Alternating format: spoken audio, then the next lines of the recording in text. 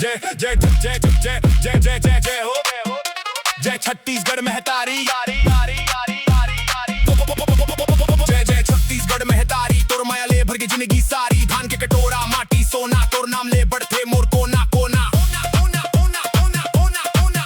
जय जय छत्तीसगढ़ महतारी तोर महिमा गत दुनिया भारी अरपा पैरी महान दी धारे जय जय गूंजे चारों पारे मोर जन्म धरती मोर अभिमान तोर माटी में मिलिस मोला पहचान हरियर खेत जंगल घनेरा माया बर भरपूर नहीं कोनो अंधेरा बस्तर के गौरव सर गुजा के शान रायगढ़ गूंजे लोक सुरतान मांदर बाजे पंथी के चाल छत्तीसगढ़िया मन के कमाल गरीब होवे तब दिल अमीर मेहमान आवे त करन ताबीर भाट बासी बोरे बासी के मान यही हवे मोर छत्तीसगढ़ के पहचान जय जय छत्तीसगढ़ महतारी तोर माया ले भर के जिंदगी सारी धान के कटोरा माटी सोना तोर नाम ले बढ़ते मोर कोना कोना कोना कोना कोना कोना यो सुन दुनिया ए हम पहचान छत्तीसगढ़िया रखथन ऊंचा मान मेहनत के पसीना सफलता के राग माटी में बसते असली अनुराग गोंड हलबा सतना में संग सब मिलजुल गाथन प्रेम के रंग नहीं भेदभाव नहीं झूठ के खेल एकता के ताकत यही हमर मेल जंगल नदी पहाड़ के मान प्रकृति संग जुड़ते हमर पहचान महतारी तोर चरण में प्रणाम जीवन भर गाथ